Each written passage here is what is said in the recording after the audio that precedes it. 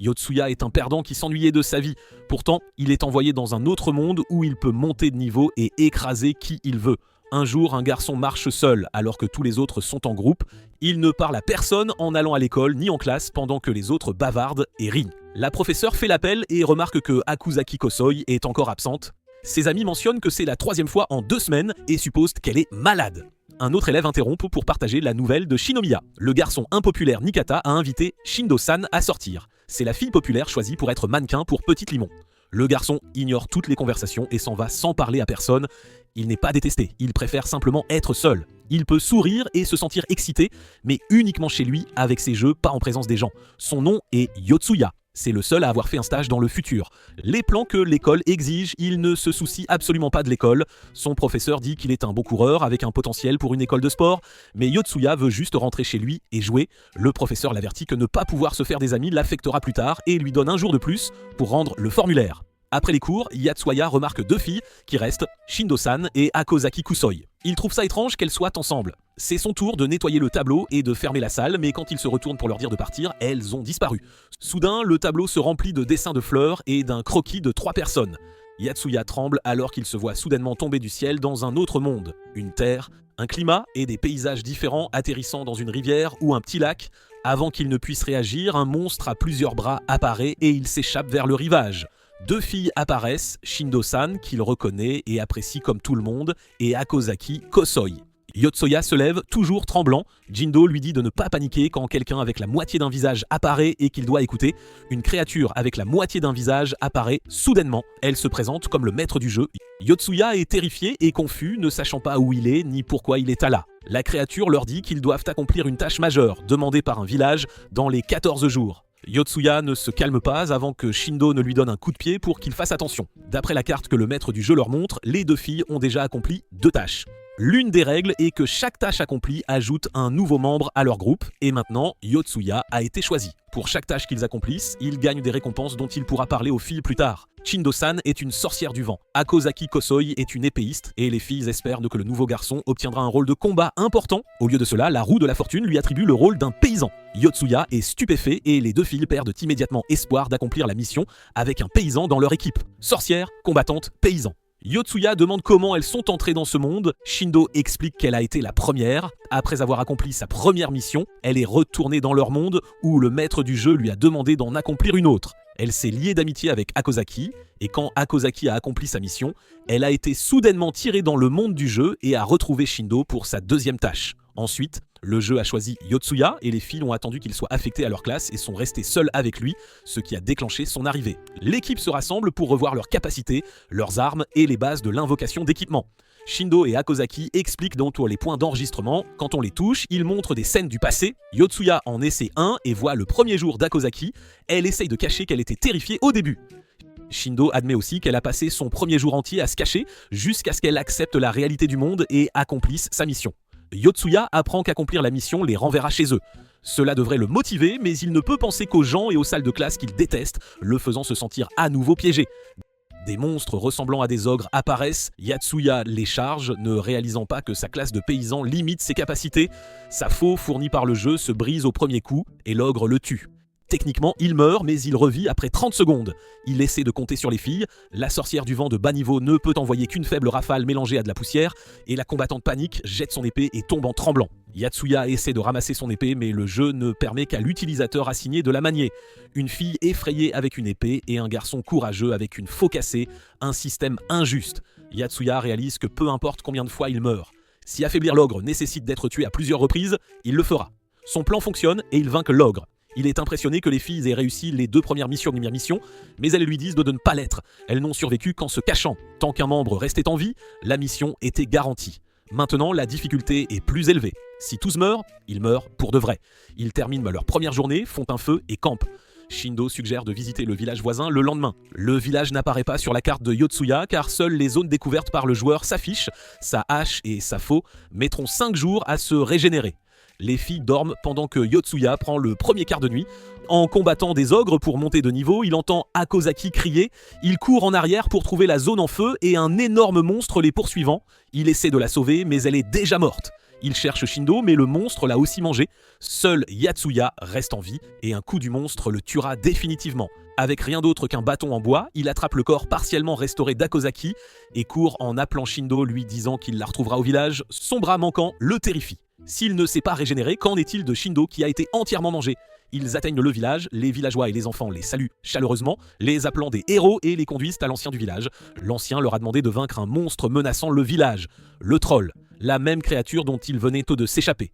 Yotsuya désespère, il est un paysan aux capacités limitées. Akozaki, à peine remise et terrifiée par de petits ogres, ne peut affronter un monstre cracheur de feu massif. Il lui dit de rester au village pendant qu'il erre pour gagner des niveaux. Il atteint un véritable tournant, il a quitté un monde qu'il détestait pour sa vie sociale forcée et a atterri dans un autre qui, malgré ses dangers, ressemble à la liberté. Jir, ici, il peut compter sur lui-même. Même mourir à plusieurs reprises semble moins douloureux que de retourner aux pressions de Tokyo. Maintenant, sans armes utilisables et avec un village le qualifiant de héros, il doit affronter le monstre qui a tué Akozaki. Pendant ce temps, Shindo, où qu'elle soit, le regarde peut-être avec peur et impuissance. Alors que Yotsuya cherche un moyen de vaincre le monstre et de ramener Shindo-san, il se souvient d'une journée paisible dans un monde ouvert et calme, exactement le genre d'endroit qu'il préfère. L'équipe se repose près d'un petit ruisseau, discutant comme des étudiants normaux. Shindo lui demande s'il a soumis ses plans d'avenir, puis dit qu'elle veut rejoindre la faculté de sciences et technologies. Akozaki, elle, veut étudier la pharmacie. Yotsuya est agacé, il trouve ses chemins ennuyeux et sans importance. Quand la nuit tombe, il part monter de niveau en tuant de petites goules. Tout ce qui est plus fort pourrait le manger à son faible rang. En chemin, il surprend des conversations passées. Shindo voulait en fait qu'il rejoigne le jeu, mais parce qu'il a éternué au mauvais moment, elle n'a pas pu finir de dire qui. Yatsuya, elle voulait dire soit lui, soit le joueur de football de leur classe. Quoi qu'il en soit, il vit maintenant avec 2 filles et dans son esprit, l'une d'elles finira par l'aimer. Il voit cela comme une chance de 50% que Shindo pensait à lui. Alors qu'il cherche des goules, il passe devant un petit village près de la forêt. Le paysage calme lui rappelle son enfance dans une ville simple, jouant avec des amis, explorant la nature et construisant des cachettes avant d'être traîné dans une ville bruyante et bondée. La nostalgie est chaleureuse, mais de courte durée. Une notification du jeu l'interrompt, Akozaki est morte, elle n'a pas ressuscité, ce qui signifie qu'elle a tout été mangée. Il court au village, réalisant que l'ancien qui leur a assigné la mission du troll est maintenant en danger. L'équipe étant partie, il est le seul qui reste et à peine capable. En réfléchissant à ce qu'il faut faire, il voit un enregistrement. Akozaki s'entraîne avec son épée. Un enfant du village lui pose des questions et elle explique que dans le monde réel, elle est malade. Quelque chose qu'elle n'a jamais voulu et se sent coupable de faire peser des coups médicaux sur ses parents. Elle ne peut pas bouger librement à cause de sa maladie. Dans le jeu où sa maladie n'a pas d'importance, elle aime pouvoir agir normalement. Elle n'était pas une lâche, elle n'était simplement pas habituée à l'activité physique. Ici, son courage s'est manifesté et elle a fait de son mieux jusqu'à ce qu'elle soit mangée. Ses derniers mots furent son appel à Yotsuo. Il jure qu'il ne la laissera pas mourir, ni maintenant, ni dans le passé. Un souvenir lui revient, lui protégeant des amis d'enfance d'un monstre en jouant dans la forêt. Déterminé, il continue d'avancer jusqu'à ce qu'il affronte un ogre. S'il le tue, son rang augmentera. Au dernier moment, il pointe son bâton en bois et le tue, figeant le temps.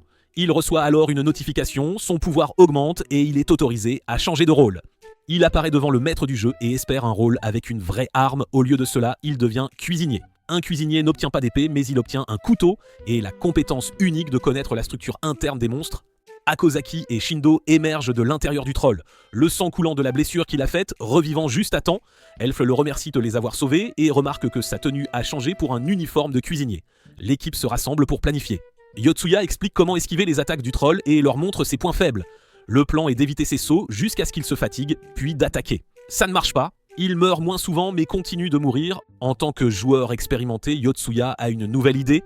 Le troll a déjà un trou dans son estomac, il se sacrifie, entre dans la créature par la blessure et l'attaque de l'intérieur, sachant pertinemment que cela le tuera. Cela ralentit le troll assez longtemps pour que Shindo, en tant que sorcière du vent, crée une vague de vent à l'intérieur de son corps, projetant ses organes internes vers l'extérieur comme une tempête tourbillonnant dans son torse. Le troll meurt. Le maître du jeu apparaît et laisse Yotsuya poser une question avant de les renvoyer dans leur monde. Il demande ce qui se passe après avoir accompli les 10 missions. Le maître du jeu montre une vision de Tokyo attaquée par un monstre étrange, mais avant que Yatsuya ne puisse en voir plus, la vidéo se coupe, ils retournent à la vie réelle. Le temps n'a pas bougé du tout, même s'ils ont passé des heures dans le jeu. Shindo lui dit que la prochaine mission arrivera dans 2 semaines. Elle lui demande d'escorter Akozaki chez elle et s'en va. C'est la première fois que Yatsuya raccompagne une fille chez elle. Il devient nerveux et parle trop, incertain si elle a demandé parce qu'il n'était pas le Yotsuya que Shindo visait, ou parce qu'elle sait qu'Akozaki est malade et voulait qu'il l'accompagne, ou bien parce que Shindo, maintenant en 3e année, réalise que la prochaine mission est sa dernière et veut que les autres se lient. Il est submergé en pensant à leur avenir après 10 missions et à la vision de la destruction de Tokyo s'ils échouent.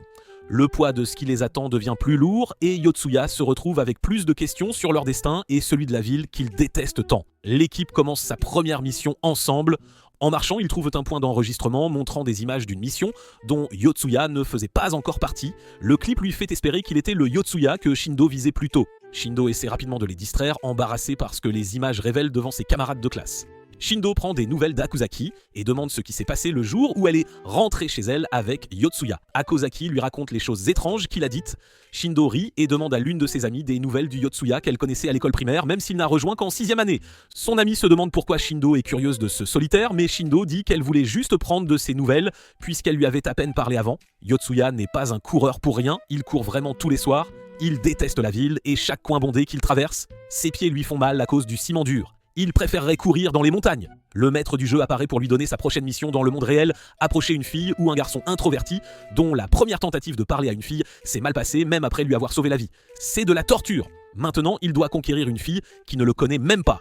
La mission le mène à une école qu'il ne connaît pas, puis au 2e étage où il apprend que la cible est actuellement dans les toilettes des filles, rendant la situation encore pire. Il entre et voit 4 filles harcelant clairement l'une d'elles. Yatsuya demande quelle fille il est censé approcher et le maître du jeu confirme que c'est celle qui est harcelée. Yatsuya, qui normalement n'interviendrait pas, commence à penser comme un joueur. Sa solution est simple, détruire tous leurs téléphones qui n'étaient pas collés au sol, enregistrant une vidéo indécente. Après avoir brisé leurs appareils, il a l'impression d'avoir gagné le cœur de la fille harcelée, sa première petite amie, dans son esprit. Il raccompagne la fille après, elle, comme lui, préfère la solitude et est nerveuse en sa présence. Quand il demande pourquoi le harcèlement a eu lieu, elle explique qu'elle a un jour dit quelque chose sur un live stream qu'elle n'aurait pas dû, laissant entendre qu'elle voulait briser une amitié. Même sans nommer de nom, ces mots ont déclenché la vengeance. Elle commence à pleurer. Avant que Tokita Tayoka ne parte, elle lui parle d'une application où les gars se présentent de 2 manières à attirer les filles et lui suggère de faire de même. Puis elle s'enfuit, laissant Yotsuya avec l'impression d'avoir perdu son temps avec quelqu'un de pire que les filles otaku qu'il n'aime pas. Soudain, Yotsuya, Shindo et Hakozaki sont ramenés dans le jeu. La nouvelle mission a déjà commencé et Tokitati est maintenant leur 4e membre. Le maître du jeu attribue à Tokitati son rôle, une mage de chaleur. Il explique les règles. Les armes de mage sont faites d'ambre, chacun porte une charge magique spécifique. Les sorts consomment du mana en fonction de leur force et chaque objet a son propre compteur de mana. La difficulté a augmenté, le temps de réapparition est maintenant de 40 secondes au lieu de 30. La mission est de traverser 5% de la carte et de livrer un colis inconnu à Radodobo dans les 40 jours. Il commence et envisage de se séparer pour couvrir plus de terrain, puisque seulement 5% de la carte est débloquée. Shindo choisit de rester avec Tokitati jusqu'à ce qu'elle s'adapte. En marchant, Tokitati admet qu'elle a essayé de se réconcilier avec les filles qui l'ont harcelée. Elle déteste le harcèlement et refuse de le laisser passer même si cela ruine ses amitiés. Elle dit que ces filles n'ont jamais été de vraies amies et elle a même choisi de les protéger au détriment de la réputation de Yotsuya, leur disant qu'il avait essayé de planter des caméras, supposant qu'elle ne le reverrait jamais. Elle s'attendait à ce que Shindo la méprise, mais Shindo comprend qu'elle était piégée dans sa situation, ne se rangeant pas délibérément contre Yotsuya. Alors que le premier jour se termine, elle réalise qu'elles n'ont pas beaucoup progressé. Soudain, un 1000 pattes géant apparaît et tire un coup de sa queue qui leur mange la tête. Il tue Yatsuya et Shindo instantanément, Akozaki et Tokitati cachés et c'est eux de se battre. Tokitati réalise son rêve d'enfant d'être une sorcière, mais au niveau 1, sa baguette ne peut chauffer qu'une zone de 20 cm. Elle meurt aussi. Yotsuya réapparaît et cherche un point faible. Il ne voit aucune ouverture, sauf un angle mort où il peut couper ses pattes avec son couteau. Après lui avoir retiré toutes ses pattes et l'avoir immobilisé, il utilise l'épée d'Akozaki indirectement en guidant ses mains. Le plan fonctionne, il tue la créature. Une fois de plus, Yotsuya montre une compétence et une créativité surprenantes qui ne correspondent pas à sa personnalité calme. Après une longue journée de marche et de combat, l'équipe se repose. Shindo s'endort et se souvient de son enfance. Harcelée par un garçon, elle l'a frappé puis s'est isolée. Une fille l'a approchée, a écouté et a demandé pourquoi elle l'avait frappé. Cette fille, Sayuri Onichan, a dit que la violence de Shindo lui coûterait ses amitiés, mais Shindo s'en fichait. Sayuri a quand même proposé d'être son amie. Puis Shindo se souvient des funérailles de Sayuri. Le père de Sayuri a parlé avec un visage froid, presque inexpressif, disant que son visage déformé rendait sa mort attendue aussi naturellement que s'il décrivait le temps. Sa mère, portant le cercueil de sa fille, a dit à Shindo de préserver sa beauté, une remarque superficielle qui ressemblait plus à une malédiction qu'à un conseil. Shindo se réveille et voit Yotsuya s'exercer à proximité. Il remarque ses larmes et demande ce qui ne va pas. Elle lui dit que tout comme il suppose qu'elle ne pleure jamais et agit toujours comme une reine, elle supposait qu'il ne remarquait jamais personne autour de lui, puis elle lui demande soudainement de l'aide. Shindo se réveille avec le souvenir douloureux de son amie Sayori, qui s'est suicidée parce qu'elle n'avait personne à qui se confier quand elle était harcelée. Quand Shindo est entrée à l'école, elle a atteint l'âge où le harcèlement a commencé, surtout encouragé par le directeur et les professeurs qui n'aimaient pas sa famille, parce que son père et ses frères causaient des problèmes. Les gens qui ne peuvent pas affronter la vraie source de leur colère la déversent souvent sur des cibles plus faciles et elle est devenue l'une d'elles. Mais contrairement à Sayori, Shindo avait des amis qui la soutenaient et grâce à ce soutien, elle arrête maintenant le harcèlement partout où elle va. Cependant, le jeu lui rappelle que ce monde peut se terminer instantanément et que mourir ici signifie mourir dans la vraie vie. Elle est terrifiée à l'idée de perdre ses amis à nouveau et demande à Yotsuya de l'aider et de rester à ses côtés pour la protéger. L'équipe continue sa mission et retourne au village qu'ils ont sauvé plus tôt, mais il semble maintenant désert. Un villageois chevauchant une créature similaire à un Raptor X passe. Akozaki regrette le garçon innocent qui lui avait un jour demandé pourquoi elle agitait son épée et espère qu'il va bien. Elle a interrogé le villageois à son sujet et le villageois dit que le garçon est seul depuis 5 ans.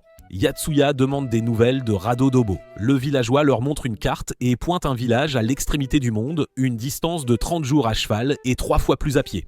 La mission semble impossible, mais le jeu a clairement préparé quelque chose pour eux. Le villageois mentionne une compétition d'arts martiaux dans un village voisin avec un prix de 3 chevaux. Yotsuya réalise que le but principal n'est pas d'atteindre Radodobo immédiatement, mais de gagner la compétition. Ils ont encore le temps de monter de niveau en chassant de petits ogres. Quelque chose bouge dans les buissons, un groupe de bandits les repère. Yotsuya en blesse un en légitime défense, mais le jeu déduit un point d'expérience car nuire aux humains est considéré comme une pénalité. Il ne gagne rien à les combattre, alors il court. Les bandits se retirent mais parviennent à kidnapper Shindo. Akozaki et Tokitachi veulent la secourir immédiatement, mais Yotsuya sait que le compte à rebours de la mission ne s'arrêtera pas. S'ils perdent du temps à la sauver maintenant, ils pourraient survivre dans le jeu, mais mourir dans le monde réel si la mission échoue. Accomplir la mission à temps est le seul moyen de la protéger dans la vraie vie. Les filles n'aiment pas son raisonnement, alors il suggère de se séparer. Elle sauve Shindo et il va seul à la compétition. Yotsuya voyage seul comme il préfère. Comme il l'avait prédit, les filles sont kidnappées dès qu'elles atteignent le village. Il continue donc de tuer des ghouls pour augmenter son rang et gagne finalement un autre changement de classe. Il devient un magicien des créatures, acquérant la capacité d'altérer la vitesse de réaction des cellules avec son toucher, lui permettant d'améliorer la guérison ou d'augmenter la douleur. Il gagne également la magie de persuasion qui peut rendre ses mots intimidants, convaincants ou autoritaires. Yotsuya arrive au village déterminé à gagner la compétition et à obtenir les chevaux. Pendant qu'il se bat pour eux, les filles l'insultent et l'accusent d'Anne de les avoir abandonnés, sauf Akozaki, qui croit en lui et espère qu'il est en sécurité. La compétition commence, mais les compétences de Yotsuya ne sont pas suffisantes et il perd. Il meurt, réapparaît et rencontre le combattant qu'il a vaincu, un chevalier nommé Kahaville. Il essaie de négocier pour les chevaux, elle dit qu'elle peut échanger un cheval s'il l'aide à vaincre 3 grands trolls, mais en trouver 3 en 3 jours est presque impossible. Yotsuya suggère plutôt de l'aider à combattre les bandits, elle accepte et le conduit à son commandant qui lui offre un cheval en récompense. Yotsuya envisage de prendre le cheval et d'accomplir la mission seul, mais il convainc plutôt la chevalière et ses soldats d'attaquer le camp des bandits. Kahaville l'entraîne pour améliorer son maniement de l'épée. Quand la bataille commence, l'armée semble avoir l'avantage jusqu'à ce que les bandits libèrent un berserker, un homme rendu fou par trop de viande enchantée, désormais un monstre massif. D'une force incroyable, armée d'une puissante épée à une main, elle tire sa lame spéciale, la Ryokaiksa, forgée par son père quand elle est devenue chevalière. Les troupes l'acclament, persuadées qu'elle peut affronter le berserker, mais Yotsuya sait que son endurance ne fait pas le poids face à la créature. Quand son épée est projetée, Yotsuya intervient et bloque le coup avec son couteau.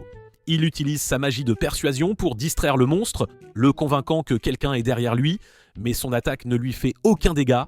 Le monstre le tue instantanément. Kaha reprend ses forces et utilise la Ryokaiksa pour couper le berserker en 2. Yotsuya revit et avec son aide, il défend le reste des bandits. Il a évité de perdre des points d'expérience en n'attaquant pas directement les humains et a utilisé avec succès sa magie de persuasion et sa stratégie pour renverser la bataille. Il entre dans le donjon et retrouve ses coéquipiers. La bonne nouvelle, c'est qu'il les a sauvés. La mauvaise, c'est qu'ils n'ont qu'un seul cheval et un chariot tiré par un seul cheval ne peut transporter que 2 personnes au maximum. Kahaville propose de les escorter jusqu'à Radodobo avec quelques-uns de ses gardes s'ils lui donnent le cheval à l'arrivée. Après une cérémonie en leur honneur, ils voyagent ensemble en calèche, se dirigeant vers leur prochain objectif. et la chevalière offre d'améliorer leur maniement de l'épée en chemin. Pendant leur voyage, Akozaki s'endort et sombre dans la tristesse à propos d'elle-même et de sa maladie, la même maladie qui l'a toujours empêchée de jouer avec ses camarades.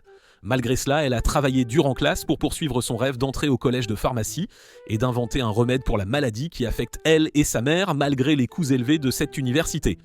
Son rêve l'a fait avancer. Dans le jeu, cependant, elle se sent déchirée. Son personnage peut se déplacer librement sans être limité par la maladie, mais le jeu la force à compter sur le combat et l'effusion de sang pour survivre, quelque chose qu'elle ne peut supporter. Elle se blâme plus qu'elle ne peut le supporter. Elle veut protéger les gens dans le monde réel et dans le jeu, mais elle se sent faible, comme si elle ne pouvait même pas se protéger elle-même. La scène du sang du bandit qui les a piégés la hante toujours, lui faisant perdre l'appétit. Au coucher du soleil, ils installent leur camp pour reposer les chevaux qu'ils ont ramenés de la ville. Yatsuya cuisine pour tout le monde grâce à ses talents de chef. Il semble décontracté et serviable, mais Tokitachi le réprimande, convaincu qu'il ne cherche qu'à gagner plus de points d'expérience. La chevalière Kahabil arrive et leur rappelle l'heure de l'entraînement, sa condition pour les escorter. Yatsuya accepte car ce sont des héros dans le jeu. Tant qu'un coéquipier reste en vie, quiconque meurt revit simplement, donnant à la chevalière la liberté de pratiquer ses techniques d'épée sur des cibles vivantes. Quand c'est au tour d'Akozaki de s'entraîner, elle craque, son état mental ne peut supporter la brutalité du monde du jeu. Même si les ennemis sont virtuels, elle ne peut rien regarder mourir devant elle. Elle pleure et se cache dans sa tente. Plus tard, un des soldats du commandant va chercher du bois de chauffage mais est attaqué et légèrement blessé par un ogre faible. Colbill le réprimande pour se dire disciple du plus fort chevalier alors qu'il ne peut pas gérer un ogre de niveau 1. Yotsuya utilise sa magie pour accélérer le processus de guérison. Tokitachi arrive et se plaint qu'il essaie juste de gagner plus de points pendant que les autres sont restés au même niveau. Il lui dit de ne pas se plaindre à lui du système injuste du jeu, juste parce qu'elle n'a pas trouvé comment en tirer profit. Le lendemain, Akozaki rassemble son courage et demande à Kaha de l'entraîner sérieusement pour augmenter ses points d'expérience. Elle est encore loin de pouvoir manier une épée, mais elle est déterminée. Pendant l'entraînement, un éclaireur signale un village d'ogres proche. Yatsuya veut les combattre pour augmenter ses points, ce qui agace Tokitachi, surtout après qu'il ait gagné tant de points en cuisinant et en soignant. Ils vont tous combattre les ogres. Akozaki en affronte un seul. Même avec ses statistiques améliorées, elle est psychologiquement incapable de pointer l'épée sur qui que ce soit. Une goule lui saute dessus et elle la transperce d'un coup d'épée réflexe, la tuant. Ses larmes et ses excuses viennent plus vite que le sang de l'ogre. Sa culpabilité la submerge, mais elle essaie de se souvenir de son rêve de protéger tout le monde et de finir le jeu pour pouvoir rentrer chez elle et poursuivre son objectif. Plus tard, sur la route, il rencontre des soldats du royaume et des civils, y compris des enfants attaqués par 3 monstres. Akozaki veut les sauver. Yatsuya refuse d'abord pour ne pas perdre de temps de mission, mais quand il voit à quel point elle veut aider, il convainc les autres de se séparer. Un groupe continue vers leur destination, tandis que lui et Akozaki vont sauver les civils. Utilisant ses talents de cuisinier, Yatsuya analyse les monstres et les identifie comme des kobolds, l'un étant plus fort que les autres. Ils essaient de se battre, mais les monstres les maîtrisent facilement et les attaquent tous les deux à la fois. La magie de persuasion échoue car les monstres ne comprennent pas le langage humain, ils sont tous deux tués. Akozaki revit quelques secondes avant Yatsuya et comprend ce qu'elle doit faire. Si elle a toujours besoin de protection, elle restera un fardeau. Elle réalise qu'elle doit contribuer. Le monstre s'approche d'elle, la voyant comme une proie facile. À la dernière seconde, elle invoque une longue épée qu'elle a enfin assez d'expérience pour manier. Sans même la balancer, elle la tient simplement en avant, laissant la créature s'empaler. Elle le tue tout en augmentant son score par la même occasion. Akozaki a enfin changé.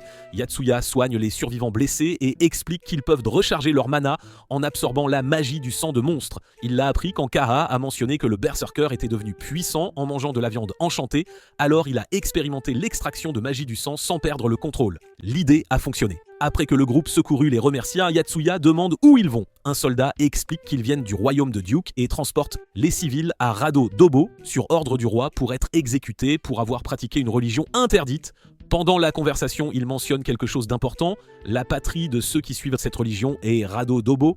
Yatsuya ne sait pas quoi faire. Ses enfants sont-ils le bagage qu'ils doivent livrer pour la mission? Doivent-ils les protéger? Les sauver brisera-t-il la mission ou l'accomplira-t-il? Et laisser des humains mourir compte-t-il comme les blessés dans le système du jeu? L'équipe fait face à un dilemme moral. Ils se demandent si la mission leur permet de sacrifier des enfants innocents. Ils ne savent pas si le jeu les punira ou les récompensera pour avoir choisi la compassion. Akozaki regarde les enfants avec détermination, ayant surmonté sa peur du combat. Pour elle, cette situation ressemble à un véritable test de sa croissance. Yotsuya essaie d'équilibrer l'accomplissement de la mission avec l'instinct humain de protéger des vies innocentes. Bill demande à un soldat, qui semble être un fantassin et un chevalier, s'il est prêt à exécuter les prisonniers en dehors de son propre territoire, puisque Rhodo-Dobel ne fait pas partie du royaume de Duke, dirigé par Camille Tossan. Le soldat, chef de cette division, est agacé par la façon dont la chevalière s'adresse à lui. Il demande son identité et elle lui dit qu'elle est une chevalière de Cortanil. Elle explique que son pays est peut-être plus petit que Duke, mais au moins ses officiers les plus forts n'ont pas été facilement tués par des kobolds. Elle méprise un royaume qui ne connaît rien d'autre que la guerre, la tension monte et une bagarre est sur le point d'éclater. Mais Shindo intervient pour les calmer. Yatsuya demande à l'équipe de se rassembler et de parler. Il leur dit que leur mission principale est de livrer quelque chose à Rado-Dobo et que ce quelque chose, elle, pourrait être les prisonniers emmenés pour exécution.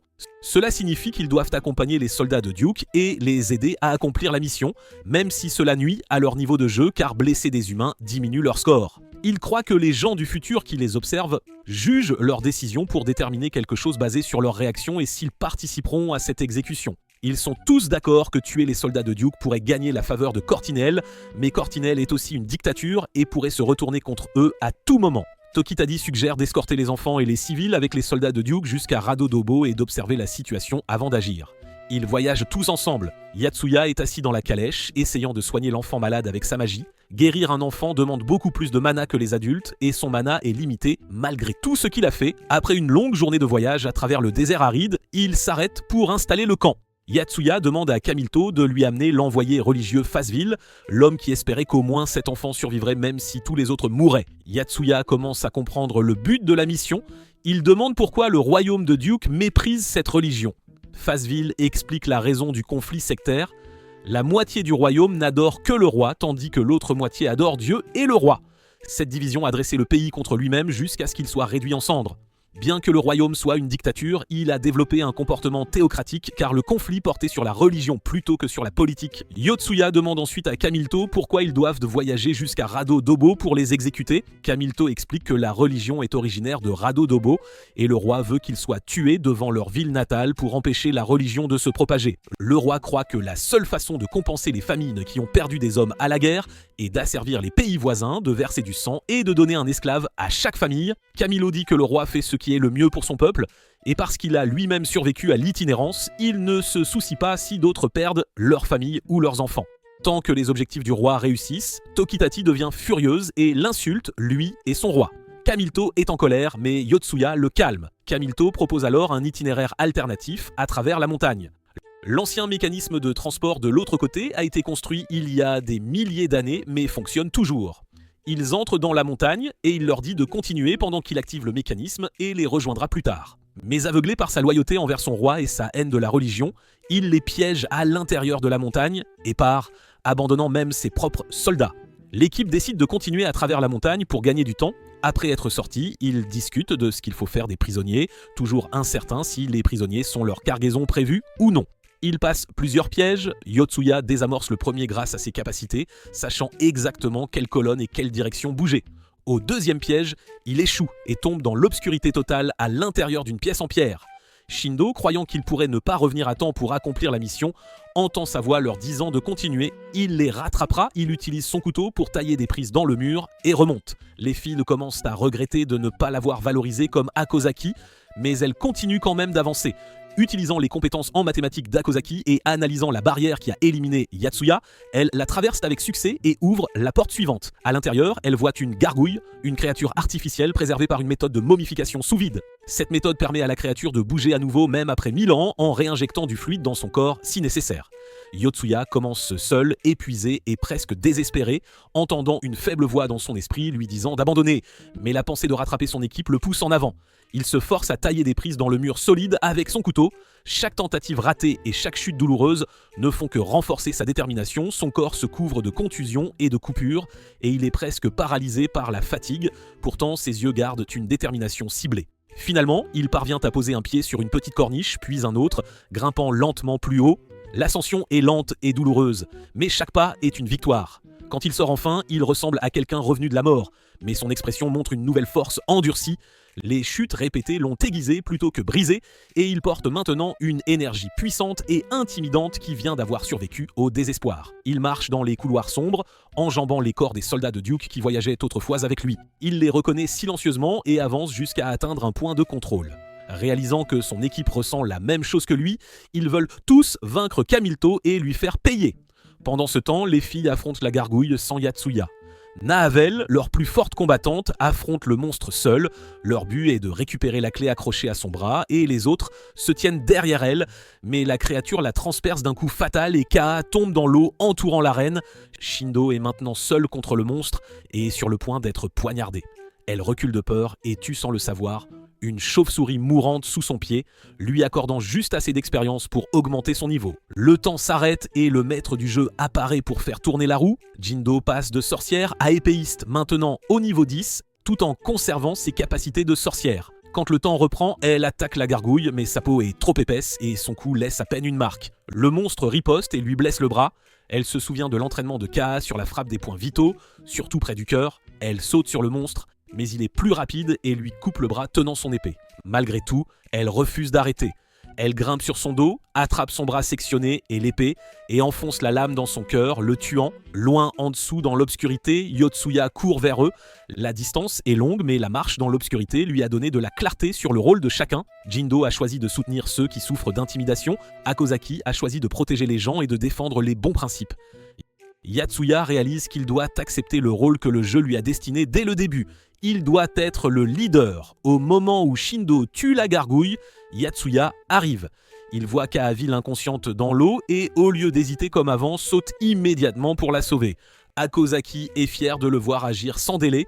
Il draine les tubes de sang enchantés de la gargouille pour recharger son mana, puis utilise la magie de guérison sur Keiya jusqu'à ce qu'il s'effondre d'épuisement. Elle se réveille avant lui. Quand elle réalise ce qu'il a fait, elle l'embrasse, surprenant les autres filles qui réagissent avec jalousie. Quand elle demande si l'une d'elles le veut, Shindo le nie. Tandis que Yotsuya reste inconscient, les filles demandent à Kaa pourquoi elle l'aime. Elle dit qu'elle se voit en lui. Elle essaie d'égaler les compétences de sa famille de chevaliers à Cortonial, où ses proches sont classés au sommet, tandis qu'elle est considérée comme moyenne. Yotsuya a aussi commencé comme un inconnu avec seulement une machette et a gravi les échelons pour devenir le leader. Cette similitude l'attire vers lui. Yotsuya se réveille alors soudainement. La première pensée qu'il exprime concerne la nature de leur mission. Il se demande si tout le voyage n'aurait pas été inutile. La première mission de Shindo était simplement de tuer un ogre sans préciser quel type de poil. Sa deuxième mission était de trouver 2 colonies sans spécifier lesquelles. La troisième était de satisfaire la demande de l'ancien du village, encore une fois sans détail clair. Il commence à penser que le manque d'instructions spécifiques s'applique aussi aux bagages. Les bagages pourraient être n'importe quoi de précieux, pas seulement des prisonniers, mais il ne peut confirmer cette idée sans preuve. En tant que chef d'équipe, il décide qu'ils doivent se séparer en 2 groupes tournoupades pour tester les 2 possibilités. Yotsuya décide de diviser l'équipe. Le premier groupe sauvera les prisonniers et le second cherchera un moyen de transport se dirigeant vers Radodobo. Il décide aussi que lui et Shindo ne devraient pas être jumelés. Shindo, Akozaki et un des soldats de Karoville, le soldat Makwa, prennent un cheval et une calèche pour chercher n'importe quelle calèche se dirigeant vers Radodobo. Yatsuya, Tokitachi, Yoka et Kaavil prennent une autre calèche avec 2 chevaux pour retrouver les soldats de Duke. L'équipe de Shindo reste sur la route principale, maximisant leurs chances de trouver un village, une colonie ou un marchand se dirigeant vers Radodobo. Leur but est de rejoindre quiconque peut les transporter. Pendant ce temps, l'équipe de Yotsuya suit son plan. Puisque Kamilto pense les avoir piégés avec succès dans le tunnel de la montagne, Yotsuya veut utiliser cela pour prendre les soldats par surprise. Kaavil explique ensuite ce qui l'inquiète. Elle a vu Kamilto envoyer une lettre à son royaume. Elle ne sait pas si c'était un rapport de routine ou un message expliquant qu'il avait piégé les héros et une escouade de Cortanil. Si le royaume de Duke apprend que les héros et Kaavil sont toujours en vie, il pourrait l'utiliser comme excuse pour déclencher une guerre avec Courtenille, les accusant d'avoir tué les soldats de Duke, ce qu'ils essaient d'éviter. Yotsuya réalise qu'éviter la guerre ne peut être résolu en écrivant simplement une lettre expliquant que Courtenille n'est pas l'ennemi. Il croit qu'il doit convaincre les soldats de Duke face à face afin qu'ils puissent rapporter la vérité eux-mêmes. Cette solution fonctionne, mais elle ne satisfait pas son désir de vengeance. Il veut qu'il ressente la même perte, humiliation et regret qu'il a vécu. Avec un sourire sombre, il élabore un nouveau plan. Ils finissent par repérer les soldats de Duke et attendent le bon moment pour approcher. Quand Kamilto rassemble ses soldats, Yatsuya apparaît. Il ne veut pas de combat, ce qui force Kamilto à l'écouter.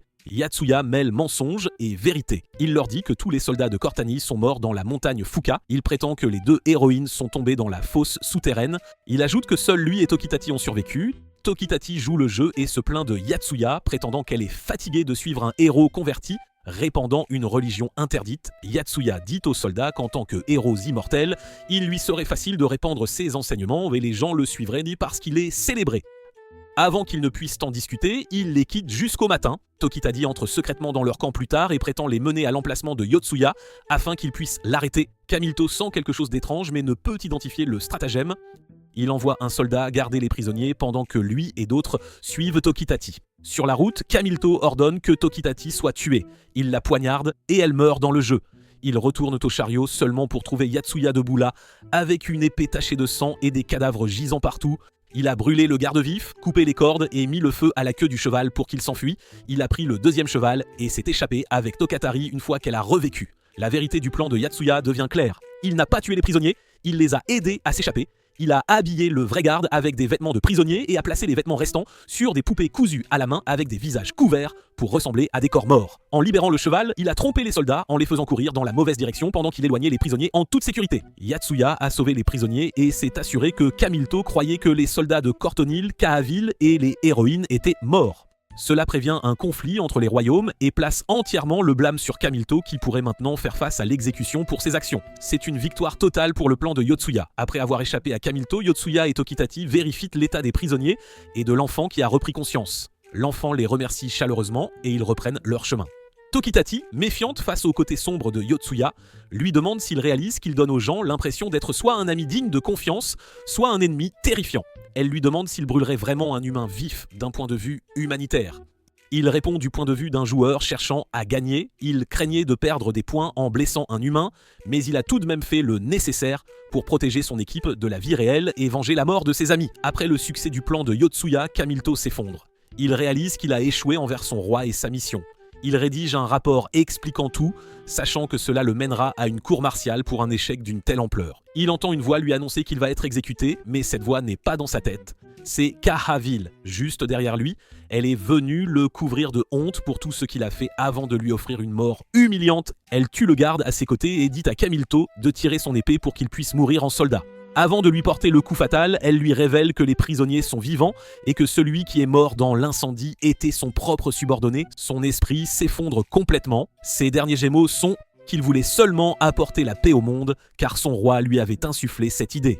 Kahavil lui tranche alors la gorge avec Ryokaida pour venger ses amis. Dans le royaume du duc, le roi est assis devant un fidèle agenouillé. Il discute de la folie de Kamilto.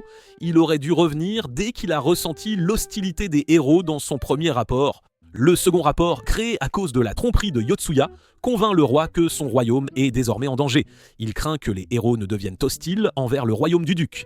Il ordonne à son subordonné d'apparence démoniaque, marqué d'un tatouage sur le front, de trouver un moyen d'éliminer les héros avant qu'ils ne menacent ses terres. Yotsuya rencontre son équipe, il leur dit que même maintenant, il n'est pas sûr que son plan fonctionnera. Tokitati lui rappelle qu'ils ont toujours une destination et des bagages à livrer. Yotsuya admet qu'il ne sait toujours pas ce que sont les bagages, il propose d'explorer 3 possibilités. Pendant ce temps, la deuxième équipe, Shindo, Akozaki, Makwa et un autre soldat cortinéel, continue de chercher des marchands, des colons ou quiconque se dirigeant vers Radodobo, mais ils ne trouvent rien. Akozaki suggère alors de penser différemment. Au lieu de chercher des voyageurs, il devrait chercher une compagnie de livraison, car un monde comme celui-ci en aurait logiquement une. Ils continuent et finissent par rencontrer une calèche appartenant à une compagnie de livraison se rendant à Radodobo. Ils demandent à l'accompagner. Le garde refuse et pointe son épée sur Shindo. Elle lui arrache facilement son épée et lui demande sarcastiquement pourquoi il a réagi si agressivement. Son attitude change immédiatement et il est fier d'être escorté par des héros. Shindo se moque de la simplicité de la solution et ils poursuivent leur chemin. Pendant ce temps, le groupe de Yotsuya se prépare à se diriger vers Radodobo avec les prisonniers, l'enfant secouru et 3 caisses contenant des objets qui pourraient être les bagages de la mission. Tokitati est mal à l'aise avec les caisses et s'inquiète également de la présence de l'enfant car cela lui rappelle d'étranges scénarios du jeu auquel elle joue. Elle est absorbée par cette logique et continue d'interpréter tout à travers ce prisme, y compris les interactions de Yotsuya et Kahavil. Elle essaie de traiter leur relation comme un jeu de simulation romantique, les poussant l'un vers l'autre, créant des situations pour augmenter les points d'affection et suggérant même des activités d'entraînement pour eux. Finalement, Tokitati réalise qu'elle a mal compris. Kahaville voulait seulement le remercier de l'avoir aidé à venger son ami, pas lui avouer ses sentiments. Tokitati est embarrassé d'avoir imaginé des choses qui n'existaient pas. L'équipe se repose pour la nuit. Le lendemain, les deux équipes se regroupent et examinent les 3 objets possibles qui pourraient être les bagages à livrer pour accomplir la mission. La première possibilité, ce sont les prisonniers. Ils les livrent en toute sécurité à une église pour leur protection, mais ce ne sont pas les bagages. La deuxième possibilité, ce sont les armes, les vêtements et les effets personnels des soldats du duc, ainsi que les marchandises livrées par le groupe de Hakozaki. Ceux-ci pourraient être considérés comme du fret, mais ce ne sont pas non plus les bagages. Ils ont informé les soldats de Radodobo que ces objets prouvaient que le royaume du duc avait commis des atrocités contre la nouvelle religion et les ont avertis d'être prudents. Ils suggèrent également de faire venir des témoins de l'église. Un seul objet reste, les têtes. Ils réalisent donc que cela pourrait être le véritable bagage, ou peut-être que le maître du jeu décidera si leur interprétation est correcte. Maintenant que les deux équipes sont réunies, elles doivent accomplir la deuxième partie de la mission, découvrir elles-mêmes une section de la carte, couvrir plus de terrain. Elles décident de se séparer une fois de plus. Alors que Yotsuya traverse les montagnes après que l'équipe se soit séparée pour terminer la deuxième partie de la mission, il réfléchit à tout ce qu'ils ont accompli jusqu'à présent, contemplant une vue imprenable sur l'océan depuis le sommet de la montagne, sous un coucher de soleil éclatant. Il prend un court repos de guerrier, mais le temps change soudainement, la neige commence à tomber et Makwa avertit le groupe que les villageois prévoient une forte tempête de neige. Dans les montagnes, Kahaville décide de retarder son départ de Radodobo. Que ce soit à cause du temps ou parce qu'elle veut dire au revoir à Yotsuya une dernière fois, même elle n'en est pas sûre. Assise dans un café avec une boisson chaude, elle se souvient comment elle l'avait rejoint plutôt près de la mer pour lui dire adieu, espérant qu'il lui dirait quelque chose de significatif. Au lieu de cela, il lui a dit qu'il avait une mission à accomplir. Elle a accepté sa réponse, lui a souhaité bonne chance et est partie. Alors qu'elle est assise au café, pensant à lui, la tempête s'intensifie et elle espère qu'il y survivra. Pendant ce temps, la tempête s'intensifie du côté de la montagne où se trouve Yotsuya. Le froid devient dangereux et il craint l'hypothermie. Il sait que s'il meurt et ressuscite dans ces conditions, il pourrait mourir à nouveau immédiatement, tout comme Shindo lors de la mission du troll, quand elle n'avait pas pu ressusciter à l'intérieur du monstre. Il commence à faire tout ce qu'il peut pour se réchauffer, portant chaque vêtement de tous les rôles qu'il a endossés, et maintenant sa température corporelle est élevée grâce à des exercices constants pendant qu'il marche. Tokitati se plaint sans cesse du froid et dit que ce jeu devrait avoir de beaux garçons comme ceux de ses jeux habituels, afin qu'elle puisse au moins se réchauffer en s'appuyant sur l'un d'eux. Hakozaki, qui ne se souciait à l'origine que de retourner dans le monde réel pour poursuivre son rêve, commence maintenant à comprendre l'importance d'avoir un rôle aussi dans le monde du jeu. Sa capacité à réussir ici est liée à sa capacité à réussir plus tard. Elle essaie de continuer à avancer dans le froid glacial, comptant sur son armure lourde pour se réchauffer, mais l'épuisement finit par la submerger. Elle s'effondre dans la neige et perd connaissance. Shindo, elle, avance malgré le froid. Elle déteste ce monde de jeu qui lui a enlevé des êtres chers, mais elle puise sa force dans les souvenirs de son propre développement, de la protection des faibles et du soutien de ses amis. Elle se souvient comment elle a accompli la première mission seule, puis le soulagement qu'elle a ressenti quand Hakozaki l'a rejointe pour la deuxième, suivie de Yotsuya et Tokitati. Elle sait qu'elle n'est plus seule et qu'elle doit survivre pour qu'ils puissent tous rentrer chez eux. Elle se force à continuer malgré les conditions difficiles. L'entraînement de Yotsuya commence à l'épuiser, mais il comprend que cette mission est différente. Elle dépend principalement de lui et de Shindo. Les autres n'ont pas l'équipement nécessaire pour survivre. Tant que l'un d'eux accomplit la mission, toute l'équipe reviendra à la vie. Le froid n'est pas le seul défi. Le maître du jeu comprend clairement la pression psychologique que cette mission engendre. La tension émotionnelle semble faire partie du défi. Yotsuya essaie de trouver une solution. Creuser un abri ferait perdre un temps précieux nécessaire pour terminer la mission. Pourtant, continuer dans ces conditions risque la mort. S'il meurt, Shindo deviendra le dernier espoir. Il refuse de tout lui laisser et avance car la fin de la mission est proche. Soudain, un monstre énorme l'attaque. Il le tue d'un seul coup, mais il voit ensuite que le monstre avait des bébés avec lui. Il a dû sortir dans la tempête pour leur trouver de la nourriture. Il se demande s'il devrait se sentir coupable de laisser les bébés mourir de froid ou de faim.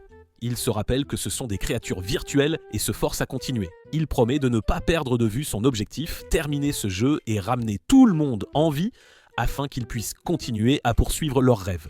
Puis, le sol sous lui s'effondre. Il tombe dans un trou caché sous la neige et Yotsuya meurt. Alors que Tokitati se cache de la neige dans une petite grotte de pierre, elle repense à son enfance et à la façon dont elle admirait les significations de l'amour, de l'amitié, du courage et de l'espoir qu'elle voyait dans sa série préférée Magia. Mais en grandissant et en entrant dans le monde réel, elle a fait semblant d'aimer ses amis uniquement pour pouvoir se cacher derrière des personnes plus fortes qu'elle. Elle s'accrochait à eux en apparence et parlait mal d'eux dans leur dos. Elle se demande si elle pourra un jour devenir comme Majiha, une sorcière de l'amour et de l'espoir. Yotsuya ressuscite dans le jeu et réalise qu'il est tombé dans un endroit suffisamment chaud pour le maintenir en vie jusqu'à son retour. Il vérifie le statut de l'équipe et constate que Akozaki est morte et que Shindo bouge toujours, bien qu'épuisée. La tempête s'est légèrement affaiblie, mais marcher reste difficile. Shindo est soulagée lorsqu'elle aperçoit un village au loin et se dirige vers lui, mais elle entend soudain la glace craquer sous elle. Elle marchait sur un lac gelé dont la surface fondait lentement. Ses pas précipités ont fait céder la glace et elle tombe dans l'eau glacée et meurt. Yotsuya commence à naviguer dans les tunnels sous la neige, mais chaque chemin qu'il trouve est bloqué. Il rebrousse chemin à chaque fois et cherche une autre route avec détermination. Soudain, il sent le sol trembler alors qu'un ver de terre massif apparaît. Il le craint d'abord, mais il s'avère inoffensif. Il décide de le suivre, espérant qu'il creusera vers le haut et ouvrira un chemin vers la surface. Il commence même à apprécier sa présence et le nomme Dodo Taro. Son soulagement prend fin lorsqu'il trouve un second ver derrière lui. Il essaie de lui expliquer que Dodo Taro a déjà mangé toute la terre du tunnel, mais le second ver ne cherche pas la terre. Il le cherche. Lui, Yotsuya, meurt à l'intérieur de l'estomac du ver et ne peut pas ressusciter. La mission dépend désormais entièrement de Tokitati. Elle se plaint que tout lui est tombé dessus et devient encore plus frustrée lorsqu'elle apprend que Yotsuya est mort. Un sourire apparaît sur son visage, mais pour une étrange raison. Elle voulait abandonner depuis longtemps et n'attendait qu'une excuse. Puisque tout le monde est déjà mort et que personne n'attend plus rien d'elle, elle se sent soulagée. Elle croit avoir enfin la permission d'arrêter d'essayer et décide de se laisser mourir facilement. Un personnage de son émission préférée d'enfance, Purple Magia, apparaît dans son esprit et la réprimande pour avoir abandonné. Elle rappelle à Tokitati combien de fois Pink Magia a été vaincue tout au long de la série et comment elle s'est toujours relevée. Les sœurs Magia n'ont jamais abandonné. Tokitati se sent soudainement réveillée et se souvient de ces moments. Avec des répliques de Magia en tête et l'image d'un beau héros de fantaisie de ses jeux devant son imagination, elle se force à reprendre la mission. Elle n'est pas mue par de nobles idéaux, mais par des fantasmes d'enfance, pourtant cela fonctionne et la pousse en avant. Sur son chemin, elle rencontre un grand chat monté par une femme qui lui propose de la conduire à sa destination. Tokitati suppose que la femme est une joueuse comme eux, mais c'est en fait une sorcière de ce monde qui remarque l'urgence et utilise la magie pour les accélérer vers l'objectif de Tokitati. Avec l'aide de la sorcière, Tokitati accomplit la mission avec succès. Tout le monde est ressuscité ensuite, attendant le maître du jeu. Ils sont surpris que celle qui a accompli la mission soit Tokitati. La râleuse habituelle qui a maintenant un sourire aux lèvres parce qu'elle compte bien profiter de son moment de victoire. Avant qu'elle ne puisse parler, le maître du jeu apparaît derrière elle. Tokitati choque tout le monde en posant une question d'une intelligence inattendue sur les univers parallèles. Elle demande si le monde dans lequel il se trouve, le monde du jeu, est réellement virtuel ou un univers parallèle créé par des possibilités divergentes. Elle explique que si quelqu'un a deux choix, la version A dans un univers pourrait choisir une voie tandis que la version B dans un autre univers choisirait l'opposé. Chaque décision crée de nouvelles branches et de nouveaux univers menant à une infinité de résultats. Elle demande ce qui se passe si la version B meurt dans un univers mais survit dans un autre, ou si un choix fait par un parent des décennies plus tôt crée un univers où son enfant n'existe plus. Le maître du jeu répond. Il explique qu'ils sont capables d'observer les univers parallèles et de voyager entre eux, mais seulement ceux qui partagent la même longueur d'onde, ce qui signifie qu'ils doivent dériver du même point d'origine. Si le moment A se ramifie en B et C et que chacune de ces branches se ramifie en davantage de possibilités, leur technologie peut les observer et voyager parmi elles tant qu'elles proviennent du même moment source.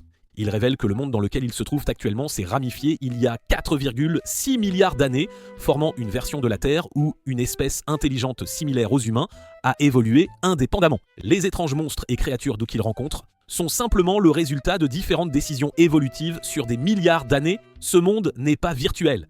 C'est une planète réelle qui existe à la même position que la Terre, mais dans un univers parallèle. Il explique que les joueurs sont les seuls êtres virtuels dans ce monde. Tous les autres dans cet univers sont réels.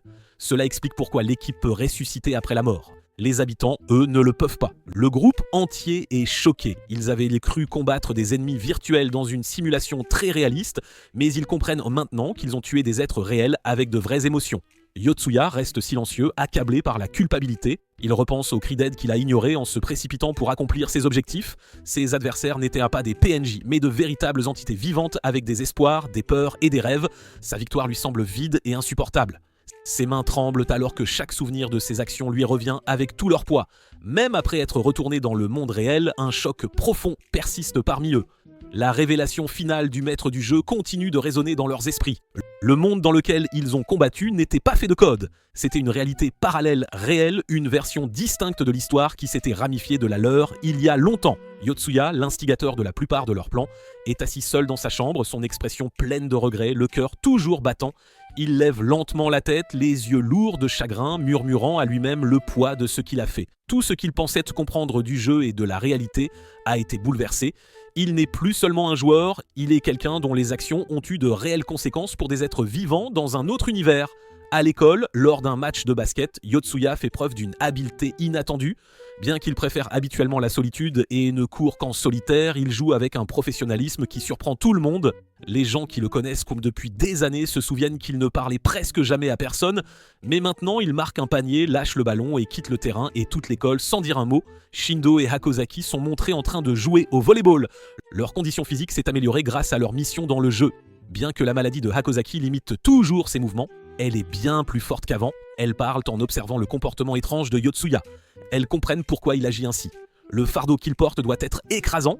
Sur le chemin du retour, Yotsuya reçoit un message du maître du jeu lui demandant ce qu'il ressent à l'idée de devenir un assassin. Il l'ignore et continue son chemin vers la maison pour trouver une jeune fille. Assise dans sa chambre, il lui demande si elle est le maître du jeu ou un autre être venu du futur. La fille répond par une phrase que seul le maître du jeu dirait « Il n'a pas le droit de poser des questions à moins que l'équipe ne gagne la partie. Seul le dernier joueur à rejoindre l'équipe est autorisé à poser des questions à ce moment-là. » Elle lui demande ce qu'il ressent après avoir tué un véritable humain. Yotsuya explique qu'une partie de lui pense qu'ils l'ont mérité. Ils allaient assassiner des croyants innocents d'une autre religion, les mutiler, tromper les héros et tenter de les tuer. Dans son esprit, cela les rendait mauvais. L'autre moitié regrette de les avoir tués parce qu'il sait qu'il croyait faire ce qu'il fallait. La fille le presse à nouveau, disant qu'il n'a toujours pas donné de vraies réponses. Il admet finalement que s'il avait su que c'était de vraies personnes, il ne les aurait pas tuées et il le regrette. Elle lui demande s'il veut ajouter quelque chose. Il dit non. Elle se lève et lui dit qu'il est temps d'en apprendre davantage sur la prochaine personne qui sera ajoutée au jeu. Nous voyons un homme portant une chaîne en or et 3 masques de théâtre se préparer à quelque chose. Yotsuya entre dans un restaurant portant un chapeau que la fille lui a donné. Il s'assied en face d'un homme en costume noir et lunettes de soleil. La fille explique que cet homme est un trafiquant de drogue sur le point d'être tué par quelqu'un qu'elle veut que Yotsuya approche et amène dans le jeu. Elle explique que les tueurs ont été trompés en leur faisant croire qu'ils ne seraient jamais attrapés. Elle commence à décrire le nouveau joueur, Tori Kina, 19 ans, accompagné de son jeune frère Shugi, 14 ans, qui le rejoint dans le crime. Au moment où la porte du restaurant s'ouvre et que 3 personnes entrent, Yotsuya ne sait pas lequel est Tori, tuez-le. Alors qu'il s'apprête à tuer le trafiquant de drogue, Yotsuya intervient et tente de les en dissuader, mais ce sont des gangsters, pas des étudiants, et ils l'attaquent. Ils ne réalisent non pas qu'ils affrontent le chef d'équipe avec une grande expérience de combat.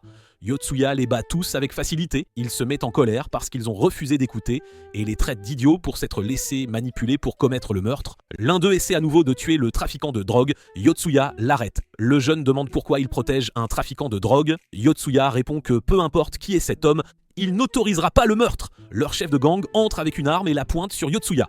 La fille sort un gant et demande à Yotsuya s'il le veut. C'est un gant magique qui confère la magie de persuasion comme dans le jeu, il le prend immédiatement et utilise la persuasion pour empêcher le chef de gang de tirer. Il le frappe et l'envoie au sol. Alors que Yotsuya se retourne, le chef de gang essaie de lui tirer dans le dos. Tori l'arrête, fait tomber l'arme et lui dit qu'il ne travaillera plus jamais pour lui parce qu'il a été vaincu par un enfant. Il donne un coup de pied au chef au visage et part avec son frère. Plus tard, sous le ciel nocturne, Yotsuya se tient avec la fille, soit une enfant, soit le maître du jeu. Elle lui dit qu'il a empêché un meurtre et lui demande ce qu'il ressent face à l'idée de tuer. Il admet qu'il ne sait pas, mais il comprend maintenant ce qu'il doit faire. Elle suppose qu'il veut dire qu'il a appris la valeur de la vie humaine, mais Yotsuya répond en termes de jeu. Il pense qu'arrêter les 2 frères nuirait à ses chances d'accomplir la prochaine mission. Quand il a sauvé Tokitachi plus tôt, ce n'était pas par protection, c'était pour l'empêcher que ses photos ne soient divulguées et qu'elle ne perde sa volonté de revenir, ce qui affecterait ses chances de gagner. Elle lui donne une autre chance de dire quelque chose de significatif sur la valeur de la vie. Au lieu de cela, il affirme que certaines personnes méritent de mourir, tel ce garçon blond venu commettre un meurtre. Pour Yotsuya, c'est un être sans valeur qui mérite la mort. La jeune fille affiche une déception manifeste. Après tout ce qu'il a enduré, il s'imagine encore pouvoir juger la valeur des autres, agissant tel un internaute anonyme qui distribue ses jugements à tout va. Yotsuya répond qu'il se sait paranoïaque et rempli d'illusions. Il sait qu'il pourrait se tromper, mais il reste persuadé d'avoir toujours raison et que tous les autres ont tort. Une partie de lui comprend que cette conviction est la preuve même de sa paranoïa, mais cela lui est égal. Alors qu'ils se tiennent côte à côte dans l'obscurité, ses derniers mots sur la valeur des êtres humains flottent dans l'air glacial. La jeune fille le contemple avec un mélange de désespoir et d'anticipation, comme si elle observait une mer sombre prendre racine au plus profond de son âme. Yatsuya est désormais un jeune homme accablé par l'immense responsabilité de devoir sauver 2 mondes entiers.